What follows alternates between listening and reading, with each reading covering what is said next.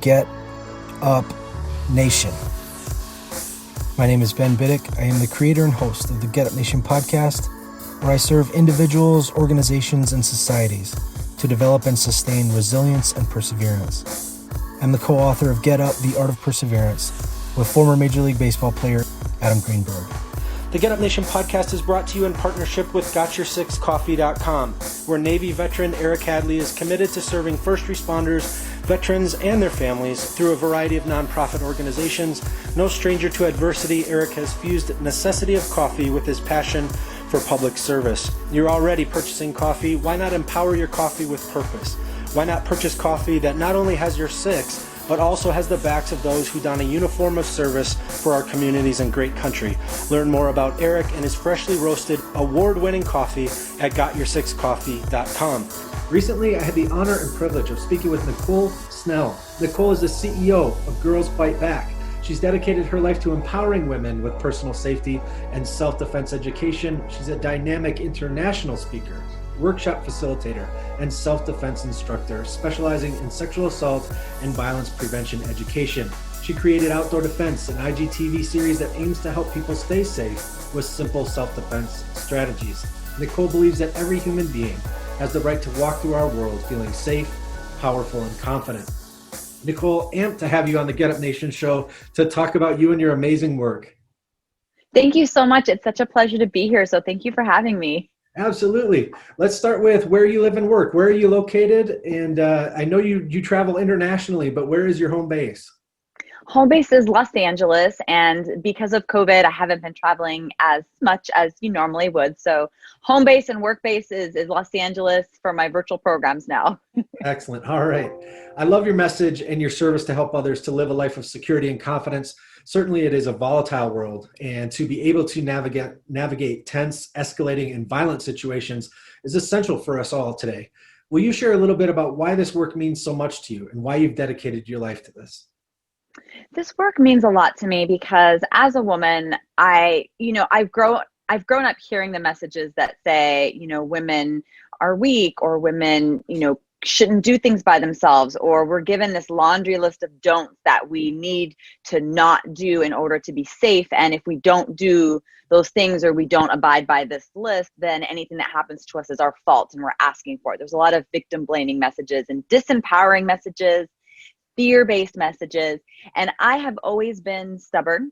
I have always been determined to do what I want to do. And I've always loved exploring and hiking and adventuring and traveling. And I often did it alone. And people would tell me, oh, that's not safe and you shouldn't do that, and you're just asking for trouble. And I am not here for any of those messages. And so I wanted to send a message to women that you are powerful because we are, and that we can go out and live our life. We can do whatever it is that we want to do. We should be able to do it freely and confidently. And the skills that I teach allow people to have more confidence in their life so they feel like they can handle themselves regardless of what type of situation they're faced with. And just that knowledge alone can help open up people's worlds. And that's what it's all about. Like whether you ever want to take a solo trip or not, whether if you never want to leave your state, and maybe for you it's just going to the grocery store by yourself or feeling comfortable walking to your parked car at night, whatever it is, I want people to know that you have options, you're not helpless, and you can completely take care of yourself. Love it. That's excellent. Some of the topics we've discussed on Get Up Nation here include post-traumatic stress, chronic stress, military sexual violence, sexual assault, human trafficking, domestic violence, and more. I love what you do because not only do you help people feel confident in their ability to defend themselves, but it also has the potential to prevent some of the psychological trauma associated with feeling helpless when people are experiencing that sense of terror or horror. And to have the comfort of knowing that you can handle yourself during these escalating moments can really decrease post-traumatic stress afterward, because you're decreasing that element of helplessness. You're giving people tools that say that they go into it with a preparation or somewhat of a knowledge to say, well, I know I have some options, tools to use, so that if something like that happens, I could evade the entire thing altogether, or if I can't, then I can handle it. It's just so powerful in preventing post-traumatic stress. Yeah, I think what's really important about what I teach and the empowerment movement is that we want to give people options. in any situation, it's never the survivor's fault for a crime that happens to them. Right. It's never their fault. Right. And whatever anyone did in the past, or even what they do in the future to survive a situation, that's the right thing to do for you if you survive. My point is, I want to give people options and tools. So instead of only having 2 things that they could possibly do, now they have 3 or 4. And then they have that confidence of knowing, you know what, if I was in a situation that was like this or like that, there's things that I can do to take control of my safety and take control of the situation. And a lot of what I teach is verbal skills and boundary setting and your body language and things like that, research shows that having these skills and, having certain body languages and using your verbal skills is what you're most likely going to encounter in a type of confrontation. And if you are able to set a clear and strong boundary, then you can often discourage or prevent a physical altercation. But then if you have to fight, I teach people how to fight, because Sure. when you know you can protect yourself with your body, it just changes your world. Yeah. You just stand Absolutely. differently, you walk differently. So from your perspective, how satisfying is that for you to give that gift to others, of that sense of confidence and that security, so that they can go out into the world and live life to its fullest? How satisfying is that for you? It's so satisfying to be able to give people this information, this education. I've had so many people that message me or email me and say, hey, Nicole, the one thing that you taught me, I used it today and it worked. Or, I took my first trip and I just remembered what you taught me. And, I was always afraid and now I don't feel as afraid anymore. And that's why I do this. Like, I want to teach people how to be their own badass. And I feel like that's my superpower, is being able to help empower other people. Like, look in the mirror and realize how powerful you really are, despite all these messages that try to tell us otherwise. Like, there are so many things that we can do. And I wanted to speak to your point, how you said it's, learning self-defense and empowerment, things like that can decrease, the risk of PTSD and can even be preventative. It can also be very healing. There's plenty of survivors that have taken my class, or, I've led discussions with them, and to help them rewrite their story in their own mind of, now I have additional options. If something like this happens again, now I have another choice. Now I have other options of how I can handle a situation, and just giving them that sense of power. Oh, that's so great. That was actually my next question. Is you have a wide range of clients, and I was going to ask, do you say that there's a therapeutic element to your programming, where people who have experienced trauma in the past develop this sense that they can effectively defend themselves in the future? And how does that affect, as far as mental health? What are some of those positive effects for people who go through the training after an event? I think it can be very healing. I think survivors need to be prepared for the healing. It can also be very triggering if you are reliving in your mind something that's happened. So it can be healing, but you have to be ready for the emotions and things that are coming up. I'm a certified victim advocate because I wanted to understand survivors. I mean, I'm a survivor myself, but I wanted to be able to understand how to best communicate with and offer support to survivors that come to me after my classes. So I would say the healing part of it is to have them know that now they have additional options, to now feel like instead of having to walk in fear that if something happens again, that they'll be helpless to do anything, that there are things that they can do to defend themselves and to protect themselves and to carry themselves in a different way, so that if it happens again, they can say, you know what, now I can do this, I can do that. I have other things in my tool belt now. Yeah. And how dangerous is it to have the mindset that says, if something bad happens, I'll be rescued by somebody, that awful thing happens and it's starting to happen, and to have nothing there, just to have a mindset that says, well, if something bad happens, somebody will help me. How dangerous is that, instead of taking that responsibility for our own safety? Yeah, I feel like that is a very problematic mindset, to constantly rely on other people to come and save you. We are perfectly capable of saving ourselves. And a big part of self-defense is learning how to identify danger so you can avoid it. Like, I do not purposely put myself in bad situations or say, like, I know self-defense, let's go.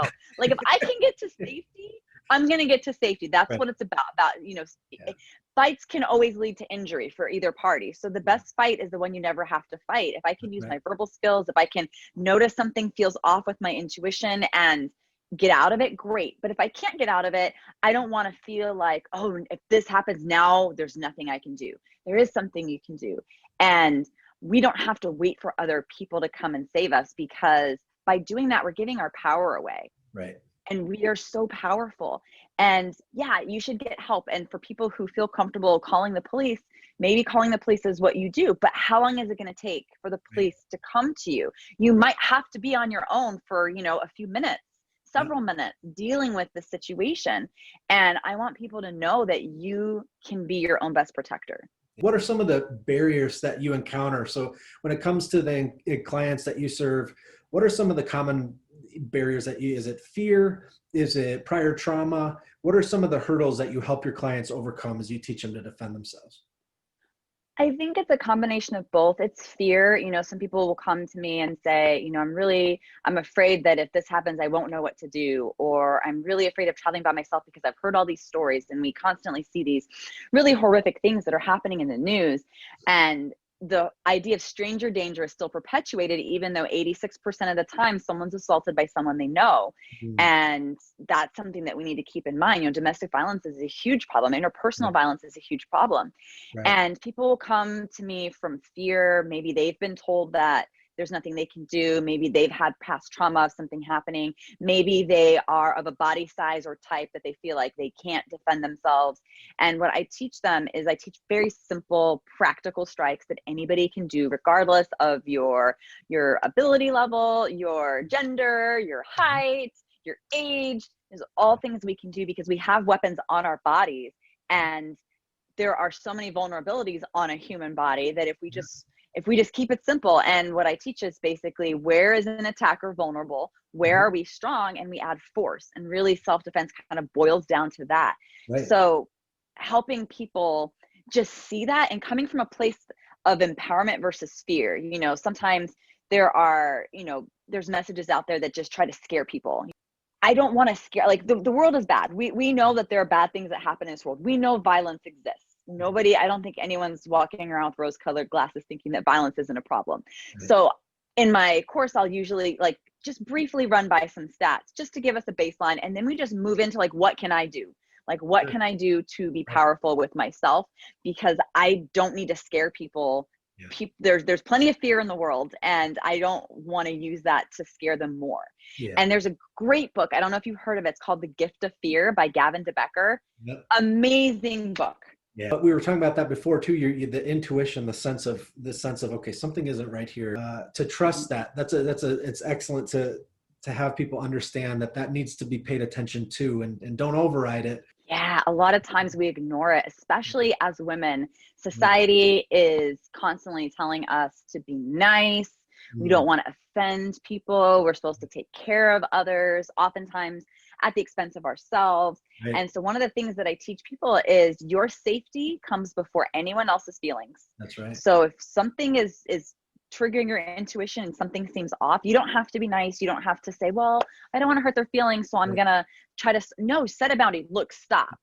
Yep. You're standing too close to me. Get away. I don't want to have this conversation. Leave. And if they think you're mean and rude and awful, okay, let them think whatever they want. Right. Right. It has nothing to do with you. Your safety is more important than whatever they're going to think about you. And if a normal, healthy person is going to respond to a boundary by respecting the boundary, maybe they're a little thrown off by it, but they'll be like, okay. But if someone reacts in a way that is, extreme anger or escalates things, that gives you a lot of information about that person. It means your intuition was most likely right. And now you have more information about them about, okay, now how am I going to handle the situation from here? Right. Talk about solo travel. It's one of the most exciting experiences of freedom that people can have, right? We're able to do what we want, when we want, we eat the meal we want. It's like a beautiful thing to experience that freedom of saying, I'm alive in this amazing world, and I'm going to take it in a way that is unique to me, right? So it's like one of the best experiences there is. And when it comes to personal, so then this brings up with COVID some of the challenges. And so I just want to get your take on when it comes to a sense of personal security during travel. Will you speak to some of the unique challenges that are here with us now due to COVID-19 and ways that we can have some of those experiences of freedom and traveling and exploration, but still being responsible for health. Yeah, COVID has really presented some unique challenges that, many of us, probably none of us have ever faced before. And, you know, as the world starts opening up more, people are going to be out there traveling more, adventuring more. But I think what a lot of people are doing is they're doing things closer to home, doing road trips, things like that. Right. So I think from like a health standpoint, do what is recommended by, whatever health department in the city or state or place you're traveling, wear your mask, wash your hands. As far as personal safety wise, the 6 feet of distance, the 6 feet of social distance is actually in self-defense what's considered safe distance. Like you want to keep yourself at least 2 arms length, which is 6 feet away from someone if they are making you feel uncomfortable.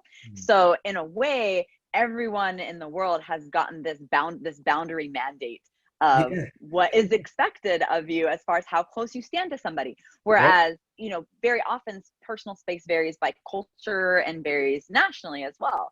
In Europe, people before COVID would traditionally stand closer to you to talk. And in America and the US, they stand, 3 to 4 feet away if you don't really know the person. But now everyone kind of has this 6-foot rule, which is kind of awesome. And now there's just this understanding of how of a boundary that everyone's abiding by, but it also helps for your safety. And with COVID and with the world, with so much going on with, social injustices being addressed very publicly in basically a new civil rights movement for Black Lives Matter and ending, racism and inequalities in this world. There are a lot of people that are feeling a lot of different ways. There are a lot of emotional states out there. There's anger, there's frustration, there's fear, there's sadness, there's so much. So learning how to trust your intuition and be able to manage and de-escalate potential situations that you may have with the people that you meet is really important, because I feel like that may be what most people are facing nowadays, those types of verbal altercations with people in these varied emotional states. Right. Yeah. And let's get into that. The recognizing threats, or recognizing, clenching fists, or raising of the voice, or understanding where exits are in the room, understanding that distance, that dangerous striking distance, that arm's length of 1 arm's length. Yeah. And all of these situations. So having kind of a tactical awareness as you are in environments that you're not necessarily familiar with, or may be a little foreign to you, or you don't know where, as you're traveling, you're encountering new spaces at all times. And so let's talk a little bit about those ways where you can recognize escalation or recognize threats to safety, and then really be strategic about responding to them in a way where hopefully you can prevent a physical altercation. Yeah, so much of personal safety and self-defense is extremely personal. The skills and strategies that I teach are things that people can take and use in different situations. Like I don't ever give a hard and firm, like, this is what you always do in this situation, or this is what you should do. Self-defense is about what you can do, not what you should do. So I try to give people things that they can do and use and meld to what's going to fit their life, because every situation is different. For instance, I was in Peru a few years ago traveling solo, which was great. And I got followed in a marketplace, and I noticed that I was being followed. And I was thinking to myself, well, what am I going to do? What am I going to do in this situation? I can, there's plenty of people around, there's plenty of shops, but this man is following me. Is he just curious? Is he hurting me towards someone else? I didn't know. So what I ended up doing was he kept hiding behind these pillars as we were walking in the outdoor market. And then when we came to the last one, I turned around to face him so that when he came around, there I was just standing and staring at him. And he just stopped. And he looked at me, and I just stopped, and I just looked at him, and 10 seconds go by and he turned and walked away. And I was like, all right, not only was my intuition correct, but now I just by simply making eye contact and being like, I see you, like, you're not going to get over on me. This isn't going to, I'm not vulnerable. A lot of times assailants target who they think are vulnerable, and they look at our body language and the way we carry ourselves. So as much as we're being aware, situationally aware of others, they're also being aware of us. Right. And by simply noticing things and then pulling from your toolbox, what can you do? You know, there's a lot of different ways I could handle that situation. Sure. I'll give another example if you don't mind. Yeah. Years ago, before I had any self-defense training, I was followed by a man in a car while I was running. It was during the day, it was during the morning. There's plenty of cars and traffic. But I didn't know what to do. I was yelling at him to stop. He kept making U-turns to be on the same side of the street as me. He would pull ahead farther than me and then get out of his car. So I'd have to turn around and try to go the other way. It was really scary. And I ended up getting out of the situation because he got out of his car, and then I ran, but I saw him run down an alley to go get his car. And when he didn't see me, I ran into a donut shop and I hid behind the chip display. Wow. And that was how I got out of it, you know? And sometimes I think back and say, well, I wish I would have handled that differently, but you know what? I'm here. Right. And that's all that matters. And you may be in a situation where maybe there isn't a place that you can go to ask for help, or, you know, it's all just going to depend on how you feel. Maybe you don't feel like you want to confront that person, but maybe you want to do something else instead. There's no should-haves, there's no judgment about what you do. It's like, based on your unique situation, how you feel that day, who's around and where you are, you get to pick what's going to work. Be kind to yourself and be like, well, you're still here. So whatever it was, you did something right? So to be kind to yourself after that, you know, because then that offender or whatever, the violator, they still are in your head a little bit. So to get them to, so if we keep shaming ourselves, it's an act of conquering them to say, I'm here now. I'm okay. Whatever I did, I'm not gonna, you know, make it even more difficult for myself. I didn't deserve that. And so it's a way to conquer that negative experience. Would you agree? Yeah, absolutely. A lot of times we beat ourselves up on the inside by like rethinking and perseverating on the experience, and then, you know, blaming ourselves and, you know, the guilt and shame. And those are all normal feelings. Like, people's feelings are absolutely valid. But to try to come through that and say, no, look, I did the best that I can do. I am here, and that's enough. You know, I did what I could to survive. You know, we always can think back. Like when I do full contact fights and I'm teaching full contact classes at Impact, sometimes students will say, oh, I wish I would have fought a little harder. I wish I would have hit a little harder. And we're like, no, you got out of it, that situation. You know, there's not going to be a perfect way to do it. You know, the self-defense that we teach it's practical, it's simple, it's not about looking great doing it. It's not about having the moves, perfectly right. It's like, can I execute the move to incapacitate this person to get to safety? And that's all that matters. That's right. You can, and those dynamic environments, those really kinetic environments, when you see all of the things that are happening in your mind to help you survive that, and how, you know, different, you know, fight, flight, or freeze concepts happening, tunnel vision, different things. Any view of like being successful in that situation is like, please be kind to yourself, because if you've walked away from it, you're still breathing, you know, that's success. And you know, we're all not going to be Chuck Norris necessarily, but if we get walk away, that's a win, right? Exactly. If we can talk our way out of it, that's even a win. That's something else we teach. Like, if I can convince someone that I'm not the person they want to mess with today because I'm setting a really strong boundary, then that's a win. Absolutely. Whether or not that person is like, oh yeah, I got the last word, it doesn't matter. If they walk away, you win. Yeah. And that's really powerful, you know, and it's not always going to be perfect. You know, it's not going to be, you know, you may imagine in your head what you'll do. Like, you know, I mean, come on, I'll be honest. I think that, like, if something ever happened, like, I know it's going to be like this fight that I had in class, this fight I did, but I'm like, you know what, it may not. I've had plenty of fights that, you know, in classes where I'm training and teaching and demoing, where I'm like, ooh, I wish I would have done this, or your foot slips, or maybe you don't get it right where you want it, but you just keep going. Like, something that we teach in Girls Fight Back is you are worth fighting for. That's right. You just do what you have to do to get out and get to safety. I love it. And so the Get Up Nation show, you know, is designed to help people and organizations develop and sustain that resilience. So bouncing back from adversity, the tragedy, the trauma, threats, and significant stress. how essential is it for people to have that sense of personal security and confidence when it comes to facing these escalations? And maybe not even acts of violence necessarily, but like passive aggressive things in the office or things at your work where leaders may not have the most emotional intelligence, or peers or subordinates may not.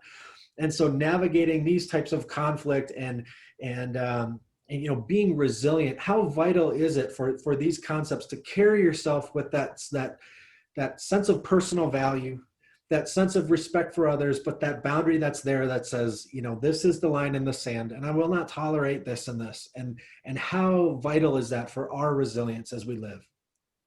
I think that is so important for everyone, not just women.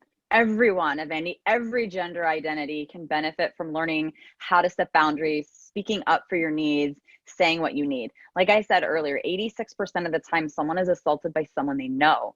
So Right. being able to feel confident to set boundaries, speak up for what you need, especially in interpersonal situations, is even more valuable. So I have a program called the Awkward Hug that it specifically addresses how do you navigate interpersonal situations where you have a family member or a friend or a coworker that always hugs you, or maybe they stand too close over your shoulder at your computer, or how do you respectfully tell them what you need, but you're going to see them again, so you don't want it to be awkward. Right. And it's kind of a different dynamic than dealing with a stranger where you don't really care what they think of you. But Right. someone you want to keep it professional while also still speaking up for what you need. Sure. And we teach people how to do that, how to navigate setting these boundaries and communicating what you need and not apologizing, because you don't have to apologize for setting your boundaries. Right. But the confidence that comes from knowing that you are capable of speaking up for yourself is huge. And that leads to increased confidence and self-esteem across the board. People can become better leaders. It helps with leadership development. It helps with critical thinking skills, problem solving ability, and willingness to tackle more challenging, work topics or life topics. And just knowing that you have options is just giving you your power. Yeah. Oh, that's excellent. That's excellent. And just think of the kind of work environment that creates. It creates mental health. It creates cohesion. It creates, a job satisfaction because it's clear, and you treat each other with respect. You sense your personal value. You extend that to others by communicating that they have value, because you know how it feels to have value. It makes workplace. People need to hire you. Well, thank you. And here's the thing too about boundaries that I make really clear when I'm talking, is that if I don't like, Ben, if you don't know that I hate it when someone sits like right next to me, right. And I never tell you that, and you do it every day in a meeting, and assuming this is pre-COVID Yeah, right. or post-COVID, right? Yeah. If I never tell you that it really annoys me when you sit that close to me and I never say anything, how are you supposed to know? How are you supposed to respect my boundary unless I tell you? So by expressing what we need clearly and assertively and respectfully, then we can foster stronger relationships with the people in our life, because we're communicating what we need and giving them the opportunity to respect us. Now, if they don't respect you after you set a boundary, that's giving you a lot of information about them. We talk about how to deal with that as well, but that's giving you information, and you get to choose, well, this person isn't respecting the boundary that I'm setting. And boundaries don't have to be physical. They can be intangible, they can be emotional, they can be mental. And if someone's not respecting your boundary, they're not respecting you. And then you get to decide, well, is this someone I want to keep in my life? Is this, how else can I express my boundary? Or am I going to have to set an even stronger boundary? I just love it. We need more and more of that. There's so much conflict resolution that we need. People are craving a sense of being heard in our systems and in our organizations.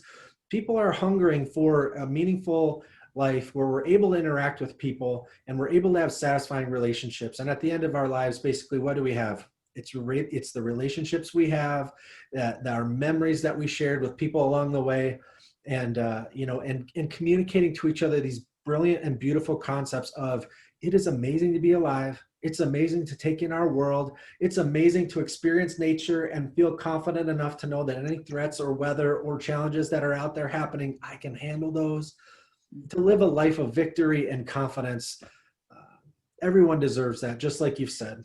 And any messages that you have for Get Up Nation for anybody in my network here as part of Get Up Nation who may not have that confidence in their life, who may have had a traumatic event happen to them in the past and they do fear going to the grocery store, or they are in COVID situations right now and they're in an abusive relationship or situation where, all of these things could potentially be happening. Is there a basic message that you have of encouragement for people today who may be listening?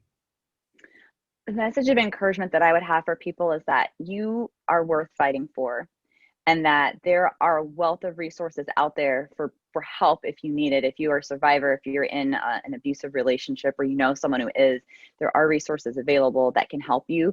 But to understand that you are worth fighting for, and that you deserve to live a life that's free and confident and doing the things that you want to do without apology. Like, you deserve that. Love that. Love that. Nicole, I always end the show with 6 quick questions to help my listeners understand the why within my phenomenal guests. Would you mind running through 6 quick questions with me? I love it. Yes, let's do it. All right. Who are you thankful for today? I'm thankful for my sister. Do you need me to explain why, or is it just quick? Sure. Up to you. Either way. Okay. My sister's amazing. My sister, Michelle, I don't feel like I would be where I am today without her. She's older and she was an example and a role model to me and has always been there to support me no matter what. So thankful for her. Awesome. And now that we've covered who you're thankful for today, what are you thankful for today? I am thankful for my health, because with my health, I'm able to continue to help people and to do the things that I love to do and experience life to its fullest. Nice. How do you fuel the fire within you? I fuel the fire within me by hiking. Being outside and in the outdoors doing something is what recharges my soul. Excellent. And then what is one thing adversity taught you to value? Adversity taught me to value my own opinion, and that's the only one that matters. Excellent. What are you doing today you may have never thought you could? I'm running a business. Never thought I would want to do that, and here I am. Excellent. And what will you do tomorrow that you may have never thought you could? Tomorrow, I am going to, as in literally tomorrow, or like my future plans? Yeah, future plans tomorrow. What I'm going to do tomorrow that I thought I never would before is start a nonprofit organization. Excellent. And I can't wait to see that come to life. And where can people learn more about you and your amazing work? They can find me on Instagram. My handles are Girls Fight Back, and also Adventures of Nick, and that's N-I-K, Adventures of Nick. Also on our website, girlsfightback.com, and on LinkedIn. I'm on LinkedIn as well. And Girls Fight Back is also on Twitter. The handle is Girls Fight Back.